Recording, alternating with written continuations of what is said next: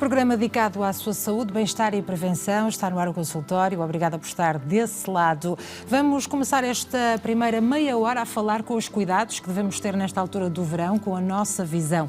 É por isso o nosso convidado, o Dr. Ricardo Dourado Leite, oftalmologista, a quem agradeço a presença. Muito obrigada, Sr. Doutor. Portanto, esta altura do verão é normal irmos para a praia, é normal irmos para a piscina, estarmos mais expostos ao sol. Exatamente. Já lá vamos falar em particular dos cuidados que devemos ter com as crianças, mas na maioria adultos, quais são os principais cuidados e dicas essenciais que podem salvar o dia e que devemos ter no nosso dia-a-dia? Boa tarde, antes de mais, e mais uma vez obrigado pelo convite para estar no vosso programa. De facto, é importante salientar os riscos que existem no verão para a saúde ocular e visual, isto porque no verão, sobretudo, nós passamos muito tempo ao ar livre e, portanto, nos espaços exteriores.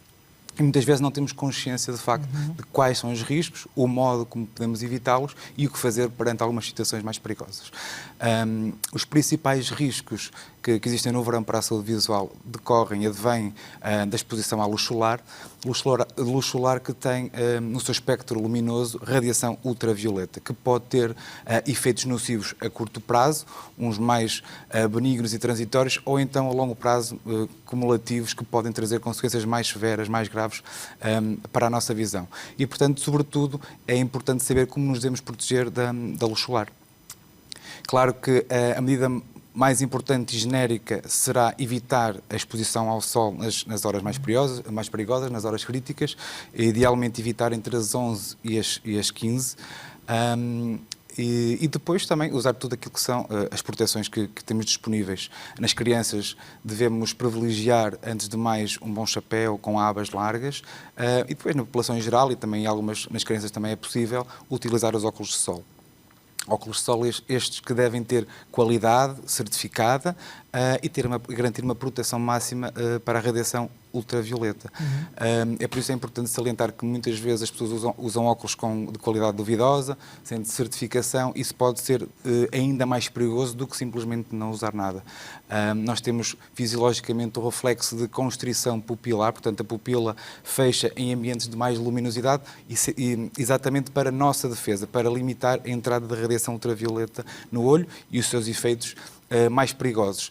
Se nós demos uma lente escura que limita então esse reflexo que nós temos, mas que ao mesmo tempo não bloqueia a radiação ultravioleta, estamos a aumentar e muito o perigo das consequências então dessa radiação. Já que falamos de óculos de sol, no caso dos mais pequenos e também já abordou no caso das crianças, todos nós sabemos que há estes óculos da moda, não é? Vamos apenas pelo design, o que fica melhor, condiz com o fato de banho, o biquíni, mas há óculos específicos e com características específicas adequadas aos mais pequenos, para que saibamos que estamos a cumprir aquilo que é devido. Sim, é relativamente simples saber que se estamos a comprar e a adquirir óculos com o design que queremos, claro, mas que seguem as normas. As normas de segurança europeias estão certificadas com as letras CE e, para além disso, para garantirmos que há uma proteção total ou praticamente total da radiação ultravioleta, muitas vezes vem um selo, um adesivo a dizer o V400, que pode vir mesmo na própria lente ou então no folheto associado aos óculos que compramos, que garantem essa mesma proteção. Portanto, é fácil, e depois fica ao gosto de cada um, o estilo que prefere comprar para os filhotes, mas essas duas características são indispensáveis para garantirmos que os mais pequenos, e os adultos também, estão devidamente salvaguardados. Protegidos, claro. A partir de que idade é que os mais pequenos devem usar óculos de sol? Uma boa pergunta. É uma pergunta que muitas vezes os pais fazem na nossa consulta. Não há assim uma idade que possamos definir exata. É importante, nós dizemos aos pais que é importante que as crianças já saibam manusear os óculos, idealmente para os poderem começar a utilizar. Isto porque também há perigos associados à sua utilização por quem ainda não tem uma motoricidade e uma noção dos perigos completamente estabelecida. E, portanto, a qualquer idade podem usá-los, desde que obedeçam essas características, mas muitas vezes as próprias crianças não se sentem confortáveis com os óculos. É um objeto estranho. Para além disso, tira-lhes alguma qualidade de visão e, sobretudo, naquelas crianças que estão a iniciar a marcha, não é o ideal, se calhar, usar os óculos de sol durante esse tipo de atividades. Mas, assim, por definição, podemos usar os óculos em qualquer criança. Claro, e depois também depende do desenvolvimento de cada criança e o pai achar adequado. E deve ser sempre bem supervisionada. No que diz respeito às idades mais tenras, portanto, crianças abaixo dos 6 meses, elas não devem de todo ter uma exposição à radiação ultravioleta desprotegida. Portanto, aí, a privação da exposição é a principal medida a tomar. Até porque falamos sobre este assunto porque passamos todos nós por sucessivos confinamentos e muitos de nós, não a grande maioria, mas muitos de nós estivemos fechados em casa, sem exposição solar, e há aqui um choque para quem tem, por exemplo, olhos escuros, há um choque também, não é? Quando começamos a sair à rua e estamos sim, uma perante o sol. Readaptação à normalidade. Sim. Isso depois traz outro problema, que o desejo por estar fora de casa acaba por ser amplificado. Claro. Nós todos passamos por estes confinamentos, isolamentos e por este stress emocional, e tudo isto amplifica, aumenta o desejo de estar fora de casa, e portanto devemos fazê-lo e bem, mas em segurança. Até porque, ao contrário de tudo aquilo que nós estamos aqui a dizer, a exposição ao sol também traz benefícios para a saúde geral e para a saúde ocular em particular. No que diz respeito então aos riscos e às consequências da exposição à radiação ultravioleta, elas podem ser mais ou menos benignas e agudas, como por exemplo a fotoqueratite, em que por uma exposição normalmente até associada ao reflexo da luz na água, por exemplo, pode haver uma agressão da córnea e portanto podemos ter uma inflamação da superfície ocular, que pode redundar e traduzir-se com olhos vermelhos, visão desfocada, sensibilidade à luz, desconforto generalizado.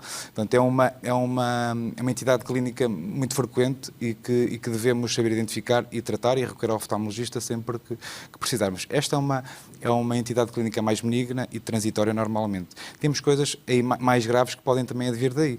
A radiação ultravioleta está associada ao aparecimento mais precoce da catarata, mas pode também estar associada a doenças mais graves e que podem causar cegueira, nomeadamente a degenerescência macular ligada à idade e mesmo neoplasias ou tumores do olho. Portanto, a proteção do sol é algo que tem que estar sempre presente, porque o efeito é cumulativo e está dependente da intensidade e da magnitude da intensidade do estímulo, portanto, nocivo da radiação. Portanto, devemos sempre, em qualquer idade, privilegiar esse tipo de proteção para evitarmos a curto, médio e longo prazo as consequências da radiação ultravioleta. Portanto, usar óculos de sol, usar chapéu de sol também, no caso das crianças com as abas para proteger, mas não é só nos casos de praia e piscina, porque às vezes também vamos fazer um passeio até ao parque e esquecemos-nos desta questão do sol e a exposição é grave também. Exatamente, qualquer exposição solar requer essas proteções. E, portanto, sempre que está, e não só quando está muito sol, mas sempre que está sol, nós devemos proteger-nos com os óculos de sol e com outros bloqueios mecânicos de proteção solar. Podemos dizer que este assunto fica um bocadinho esquecido pelos portugueses? Ou têm cuidados? Um pouco, é verdade. Nós cada vez, e bem, temos mais noção dos perigos para a pele, por exemplo, do sol, mas a parte visual sai um bocado descurada. E aquela questão que falamos há pouco, da qualidade dos óculos muitas vezes utilizados, é algo que nos preocupa bastante, porque é um bocado generalizada a utilização das imitações, muitas vezes os óculos que estão mais na moda, e muitas vezes isso traz riscos que as pessoas não se apercebem no imediato, mas que a médio e longo prazo podem trazer consequências. O que pode acontecer? Uma pessoa usar uns óculos de sol que não tenham essa proteção devida? Ao estarmos a expor as estruturas do olho à radiação ultravioleta sem bloqueio, aqueles efeitos mais nocivos, a catarata, mais precoce ou menos precoce, é tratável, mas temos doenças que são de mais difícil tratamento e que são causas frequentes de cegueira. E, portanto, a degenerescência macular da idade, uma doença da retina que está fortemente associada a esta não proteção, pode ser uma realidade mais tarde, normalmente a partir dos 60 anos, e, portanto, as pessoas não sentem muito o perigo e as consequências dos atos irrefletidos nesta fase, mas depois, mais tarde, pode-se revelar. Claro, portanto, é logo também um conselho essencial. Exatamente. Mas há outras questões que podem irritar também os nossos olhos, nomeadamente a água do mar e também a água da piscina. Isso é o tipo de possibilidades de consequências do verão, por assim dizer. Nós temos o bom hábito de nos refrescarmos nas praias, nas piscinas, nos rios, pronto, e a exposição à água pode irritar simplesmente o olho. Devemos evitar abrir os olhos debaixo d'água. No caso de o desejarmos assim, por exemplo, nas piscinas, devemos fazê-los também com óculos para a piscina. A esse respeito da água, isto é especialmente importante nos portadores de lente de contacto, devemos evitar, eu sei que para quem tem erros refrativos grandes é complicado não usar a lente de contacto, mas devemos evitar os mergulhos e os banhos a utilizar a lente de contacto, porque há micro-organismos que existem nesse tipo de ambientes e que podem causar infecções graves na córnea com potencial nocivo enorme. E, portanto, se possível e sempre possível, o aconselho é evitar tomar banho, banharem-se com as lentes de contacto. Portanto, podemos, antes de ir ao banho, tirar a lente de contacto, colocar os óculos se for necessário, se a pessoa tiver, claro, uma visão razoável, não é? Razoável, exatamente. Quem tem graduações altas é mais complicado, mas se possível é fundamental. Não sendo possível, temos sempre a opção da lente de contacto diária, que acaba por ter características e propriedades que conferem um pouco mais de segurança nesses contextos. Sr. Doutor, vamos fazer aqui uma ida à praia e eu vou-lhe fazendo assim algumas questões simples, como por exemplo uma pessoa chegar à praia, tirar a roupa, ficar em calções, biquínis e ir, por exemplo, areia para os olhos. É algo que incomoda, a pessoa não consegue abrir o olho. O que é que deve fazer de imediato? Lavar com água muitas vezes é suficiente para eliminar água da garrafa, não é? Sim, exatamente, ou da torneira ou da garrafa. Lavar abundantemente é aquilo que é a principal atitude que deve ser tomada e que normalmente resolve a situação, até porque nós temos, o olho tem mecanismos que conseguem expelir e livrar-se dos grãos mais finos. Claro, agora se uma percepção, uma sensação de corpo estranho se mantiver, uma questão de sensibilidade à luz se mantiver, uma visão turva se mantiver, aí devemos procurar ajuda num oftalmologista. Mas é normal, ao final de um dia de praia ou de piscina, ficar com os olhos mais vermelhos? Pode ser normal por aquilo que eu lhe disse há pouco. Por vários fatores, nomeadamente e à cabeça, aquela questão da agressão pelo sol da superfície do olho, portanto, que pode provocar uma fotoceratite, que pode, como eu disse há pouco, dar desconforto, sensibilidade à luz, olhos vermelhos, portanto, isso pode advir daí. Por outro lado, o facto de tomarmos banho também, na praia ou na piscina, também pode agudizar esse tipo de contexto clínico com os olhos vermelhos e com o desconforto ocular.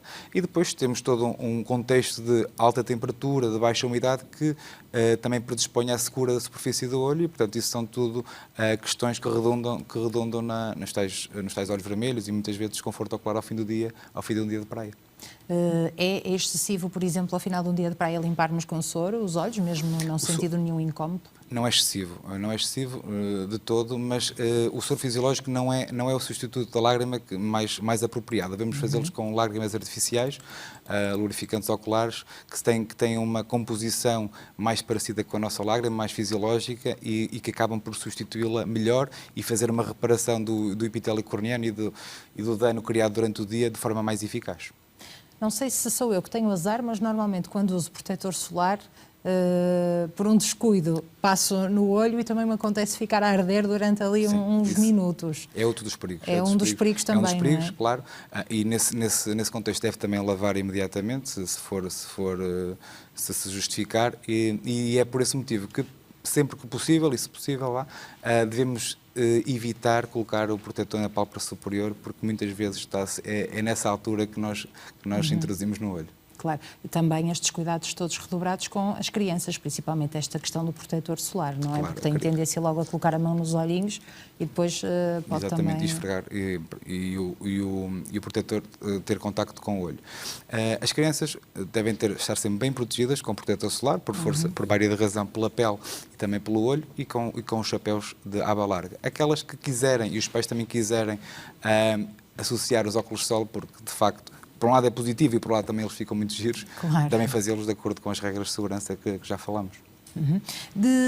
Isto tudo requer esta atenção e estes cuidados, nomeadamente nesta altura de verão, embora o verão esteja a teimar em chegar um bocadinho por aqui à Zona Norte, mas qual é que deve ser, por exemplo, a ida de uma criança ao oftalmologista pela primeira vez? Penso que esta dúvida também surge muito entre os pais. Sim, é uma questão que está longe de ser unânime.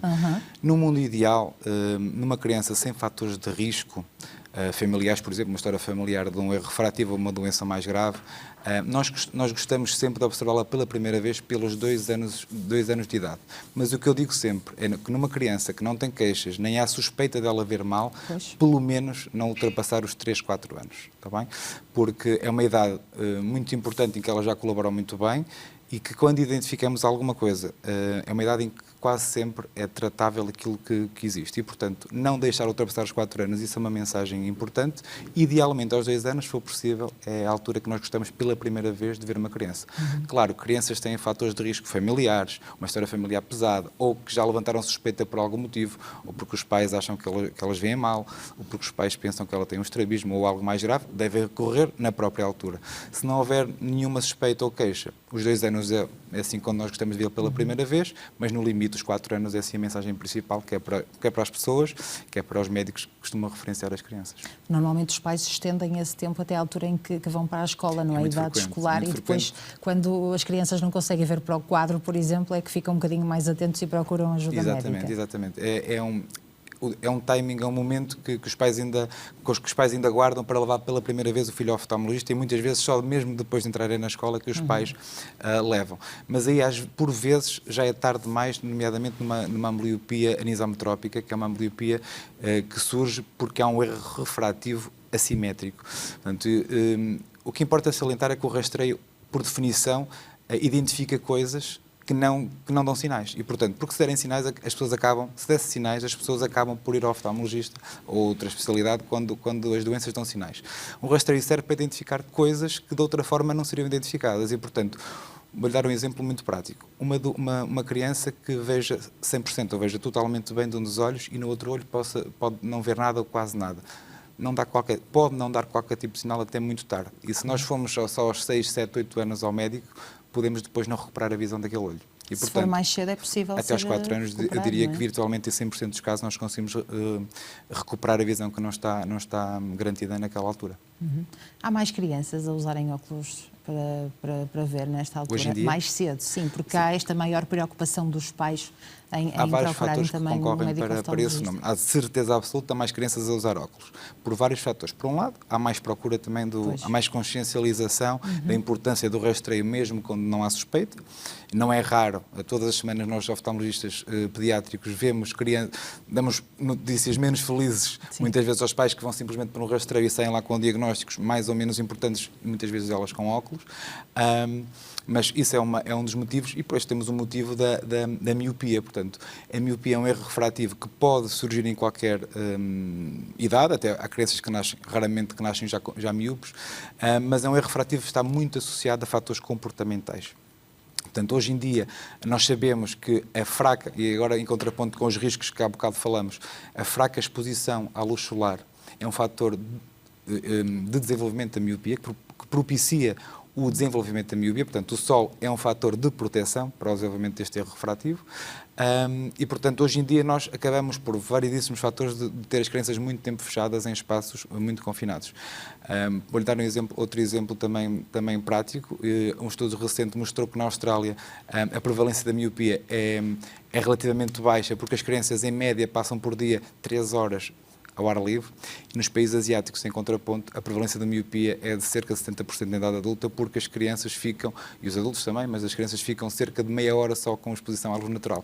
E, portanto, isto é um dos fatores que mais predispõe para o aumento substancial da miopia hoje em dia, é a fraca atividade ao ar livre. Portanto, devemos propiciar sempre que possível. Eu sei que no verão é mais fácil e não passamos um ano particularmente fácil nesse aspecto, mas devemos fomentá-lo. Outro aspecto agora é as tecnologias. Portanto, a atividade de perto também potencia o desenvolvimento e a progressão da miopia, e os tablets e os telefones são os grandes inimigos para isto. E, portanto, o confinamento juntou as duas variáveis negativas. Por um lado, muito tempo fechados em casa e menos fora de casa. E o uso de tecnologia. Muitas vezes, obrigatoriamente, que até para a escola foi importante, foram mecanismos que foram utilizados. Claro. E, portanto, este ano houve também um boomzinho de miopias e de progressão de miopias que já eram conhecidas. É engraçado dizer-me que houve um boom de miopias. Eu ia perguntar-lhe se há diagnósticos que podem ainda estar por fazer também pelos pais terem concentrado os seus filhos fechados, o que é natural, claro, estiveram dispostos a estas novas tecnologias e muita televisão durante este tempo, até para os entreter, e depois não tiveram esse cuidado em procurar um médico especialista para tratar da visão dos seus filhos. Sim, temos esses casos. Temos casos em que, de facto, nos chegaram agora com um espaçamento maior do que o ideal, com miopias ou de novo, ou que progrediram imenso neste último ano e meio, mas, sobretudo, o que esta pandemia trouxe de mais nocivo naquilo que a criança de respeito e nos adultos também há de ter sido semelhante, é que ambliopias, doenças, portanto, olhos preguiçosos em recuperação, que perderam seguimento nesta fase e, às vezes, um ano e meio, é muito importante quando estamos a tentar recuperar um olho que via mal e que tinha potencial de ver de recuperação. Portanto, foi principalmente isso que se perdeu, porque houve muitas consultas proteladas, outras por medo e por receio foram completamente canceladas e, portanto, perderam-se aqui alguns diagnósticos no momento ideal e naqueles em que já havia diagnóstico houve tratamentos que se foram atrasando. Isso é e os portugueses, no geral, na fase dos adultos, também têm esse cuidado de ir ao oftalmologista, perceber, fazer este rastreio? Sim, cada vez mais. Hoje em dia já está implementado na cabeça dos portugueses que é importante rastrear e que há várias patologias do foro oftalmológico que não dão sintomas. E, portanto, importa em cada faixa etária rastrear na nossa consulta as doenças que são mais prevalentes para aquela idade em específico, mas nesse aspecto acho que cada vez mais há uma consciencialização das doenças potenciais que há mais informação e acabamos por cada vez mais ter diagnósticos menos tardios. Esses sintomas ou sinais, digamos assim, a que devemos estar atentos, quais são, na maioria dos casos, e que nos podem levar a uma ida ao oftalmologista mais cedo, mais precoce e ser detectada? Claro, é assim, por maioria de razão, a dificuldade em ver ao longe ou ao perto, portanto, é aquilo que leva a maior parte das vezes as pessoas ao médico. Mas, sobretudo, quando há histórias familiares, mesmo que não haja queixas, quando há histórias familiares de doenças específicas que tenham um padrão familiar bem definido, é importante rastrear. À cabeça, o glaucoma, a degenerescência macular ligada à idade que eu há bocado falei, e outras doenças que devem deixar, mesmo que pessoas que não têm sintomas ou que não têm queixas, devem levá-las a procurar o oftalmologista para rastrear essas doenças que, mesmo assintomáticas, podem muitas vezes trazer consequências graves. Muito bem. Sr. Doutor, penso que já estamos em condições ainda não estamos em condições. Vamos daqui a pouco espreitar um rastreio oftalmológico, mas antes disso pergunto-lhe como é que se faz um rastreio deste género? Como é que é feito? Numa consulta, todas as consultas têm um motivo, portanto, nós devemos sempre valorizar aquela que é a queixa principal do doente, mas em todos os momentos de consulta de oftalmologia, nós procuramos perceber se há uma visão normal para ambos os olhos, naquela pessoa em particular, rastreamos sempre a pressão intraocular, que é um aspecto que está muitas vezes associado à patologia do glaucoma. Fazemos uma observação cuidada de fundo do olho, em que observamos o aspecto do nervo óptico, da retina, das arcadas vasculares, e para percebermos se, de acordo com aquilo que é o expectável para uma determinada idade, se as características das estruturas do olho são normais, se a pressão intraocular é normal, se a visão é normal e, de acordo com alguma anomalia que nós encontremos, direcionar em termos de exames complementares de diagnóstico para definir melhor alguma suspeita que tenhamos. Tenho curiosidade sobre estes exames nos mais pequenos. Como é que é feito? Portanto, nós de adultos sabemos que lemos umas letras muito pequeninas lá ao fundo, mas e as crianças? É com bonecos? Normalmente é fácil de fazer, identificar? Sim. De acordo com a idade da criança, nós podemos fazer sequencialmente, exames mais complexos. Portanto, nós devemos fazer o exame mais complexo que a criança consegue colaborar. Em idade pré-verbal, nós sobretudo baseamos-nos em fatores não subjetivos, portanto, objetiváveis por nós. E, felizmente, por exemplo, a graduação, nós conseguimos determiná-la mesmo que a criança não fale. Portanto, temos armas que nos permitem contornar essa dificuldade. À medida que elas vão falando, vamos começando por bonecos, por expor bonecos e pedir para que elas identifiquem. Temos a escala que nós chamamos a escala do ZES, em que orientamos de forma diferente as pernas do E para cima, para baixo, para a esquerda ou para a direita, e pedimos para a criança identificar para que lado é que as pernas estão viradas. Portanto, isto tem uma boa correlação com as letras que fazemos no adulto. Portanto, são os métodos que utilizamos para mensurar aquilo que nós chamamos de acuidade visual. Portanto, e que nos serve para definir se a visão na criança para uma determinada idade se é normal ou se não é.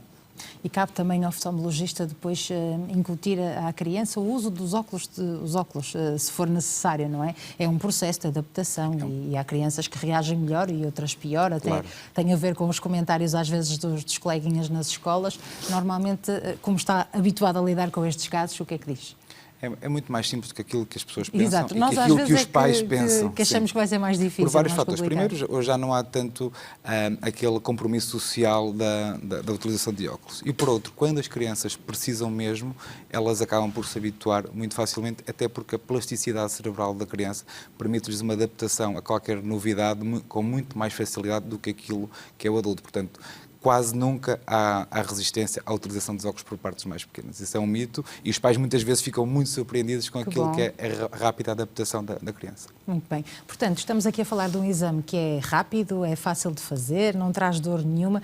Portanto, agora sim, vamos acompanhar um exame destes, um rastreio oftalmológico. Vamos ver. Agora vou só interpor aqui uma lente. Cuidar da saúde dos nossos olhos é fundamental, especialmente quando são várias as ameaças externas e as doenças associadas que podem prejudicar o bem-estar ocular. O confinamento causado pela pandemia veio agravar esta condição. A miopia foi uma das patologias com maior incidência. Há uma pleia de patologias que podem afetar os olhos, e daí nós estamos na oftalmologia divididos em várias subespecialidades. Eu começaria pelos mais frequentes, e os mais frequentes são mesmo os erros refrativos. Há vários tipos de erros refrativos: a miopia, que faz com que as pessoas vejam mal a longe, o astigmatismo, que faz com que as pessoas vejam desfocada, e a hipermetropia, que pode afetar as crianças, e nas crianças pode desencadear até um estrabismo, mas que muitas vezes manifesta-se só em idades mais avançadas, e depois a presbiopia, em linguagem popular, vista cansada, que faz com que as pessoas a partir dos 45 anos comecem a ver mal a perto. A miopia é uma das pandemias do século XXI, é cada vez mais prevalente. Estima-se que na Europa cerca de 25% da população tem miopia. Nos países asiáticos, nomeadamente na China, essa prevalência já vai nos 50%, e pensa-se que dentro de 15, 20 anos vamos ter essa prevalência na Europa. Daí que seja cada vez mais importante tentar prevenir a evolução da miopia. Há diversos fatores que contribuem para o aparecimento de uma miopia e para a progressão da miopia, nomeadamente os fatores genéticos. Mas os fatores ambientais também têm muito impacto. Durante a pandemia estivemos fechados, e estivemos no computador, estivemos nos telemóveis, estivemos nos tablets, e portanto houve, como pandemia, uma progressão da miopia e um aumento da sua incidência. As consultas e os exames de diagnóstico ou de acompanhamento permitem rastrear e prevenir doenças oftalmológicas em que os sintomas são muitas vezes silenciosos e imperceptíveis. Por exemplo, uma pessoa que vem numa primeira consulta de oftalmologia aqui, nós fazemos sempre uma fotografia da retina. Porque é importante, nós temos muitas doenças que são silenciosas. Uma pessoa, por exemplo, que tem miopia, nota que vê mal ao longe. Mas há doenças que a pessoa começa a ter alterações nos olhos e que não tem sintomas, continua a ver bem, não tem dores, não tem picadelas. Uma delas, muito prevalente também, é a retinopatia diabética. Nós temos uma larga faixa da população que tem diabetes, e um dos órgãos-alvos da diabetes é o olho, nomeadamente a retina. Há doenças oftalmológicas que não têm queixas ou não têm sintomas quaisquer, mas é necessário um acompanhamento em consulta e fazer determinados exames para saber mesmo se está tudo bem, mesmo não havendo qualquer sintoma. Nós fizemos uma topografia da córnea, fizemos um pentacam, porque o paciente tinha sido submetido a uma cirurgia LASIK há muitos anos atrás, e só para ver se estava tudo bem com a córnea, neste caso a superfície superior e anterior da córnea. Pela idade do paciente, já ter acima de 45 anos, o doutor pediu para fazermos um OCT para vermos como estavam as camadas da retina, neste caso, na parte anterior do olho. E também avaliamos se tem ou não alguns indícios de glaucoma, ver se há perdas ou não de fibras nervosas, neste caso, da retina. Este exame, ele mede toda a espessura da mácula, não da retina em todo, mas da mácula, e vê se há alterações nas camadas da retina. Durante a época balnear, os cuidados devem também ser redobrados. Os olhos, assim como a pele, devem ser protegidos da radiação solar para prevenir infecções e doenças futuras. Da mesma maneira que quando vamos para a praia pomos um creme protetor, na praia também devemos, na praia e nos ambientes em que haja muita luz, devemos usar óculos de sol. A radiação ultravioleta do sol tem impacto nos olhos, contribuindo para alterações quer na conjuntiva, nomeadamente o aparecimento a longo prazo de uma situação chamada petrígio, que é uma manchazinha que começa a crescer do branco para o castanho do olho. Concorre também para o aparecimento de cataratas, é um dos fatores que contribui para que nós, na velhice, possamos ter cataratas, e as cataratas podem aparecer mais cedo por causa de um excesso de radiação ultravioleta, e também contribuem para uma doença que também aparece na velhice, que é a deficiência macular da idade, de modo que devemos, por um lado, proteger-nos da radiação ultravioleta, seja com óculos escuros, seja até com um chapéu ou um boné. Depois, um aspecto muito importante que as pessoas muitas vezes esquecem: os portadores de lentes de contacto devem ter cuidados acrescidos. Todos devemos ter cuidados acrescidos quando nadamos no mar ou numa piscina, porque quase toda a gente já apanha uma conjuntivite nessas circunstâncias. Num portador de lentes de contacto isso pode ser mais grave ainda, porque há agentes que fixam-se na lente de contacto, e quando a pessoa vai tirando a lente de contacto, guardando um líquido, aquilo acaba por ser um meio de cultura e em que o agente patogénico se vai multiplicando. E, portanto, nesta altura do ano, eu recomendaria a quem usa lentes de contacto e gosta de dar um mergulho no mar com as suas lentes de contacto, nessas situações, a usar lentes diárias, porque isso vai reduzir o risco de fazer uma infecção. De acordo com os últimos dados da Direção-Geral de Saúde, em Portugal estima-se que cerca de metade da população sofre de algum problema ocular. A realização periódica de exames oftalmológicos em crianças e adultos pode, por isso, ajudar a prevenir complicações e contribuir para prolongar a saúde da nossa visão. Prevenir complicações, acima de tudo, como ouvimos nesta reportagem da jornalista Inês Reis. Sr. Doutor, estes são exames muito fáceis de fazer, muito rápidos e não invasivos acima de tudo. Portanto, qualquer um deve fazer, não é? Exatamente. Sempre que necessário, nós encaminhamos orientamos para fazer exames complementares de diagnóstico, quando eles se justificam, que normalmente são exames que nós fazemos no próprio dia, são rápidos, indolores, claro, não invasivos e que nos permitem, se calhar, no próprio dia nós chegarmos a uma conclusão. Portanto, temos essa vantagem adicional. Muito bem. Fica connosco para a segunda parte do consultório. Vamos ouvir as dúvidas dos nossos telespectadores. Portanto, já pode ligar, inscrever-se e tirar a sua dúvida. O número de telefone é o 22508-3297, 22508-3297. O número de telefone para o qual deve ligar e inscrever-se. Tem apenas de dar o seu primeiro e último nome, dizer qual é a sua questão, idade e o local de onde está a ligar. Pode também enviar um e-mail para consultório@portocanal.pt. Estamos aqui a falar de oftalmologia. Se tem a sua dúvida, ligue, tem 5 minutos para o fazer, o tempo do intervalo. Já voltamos, até já.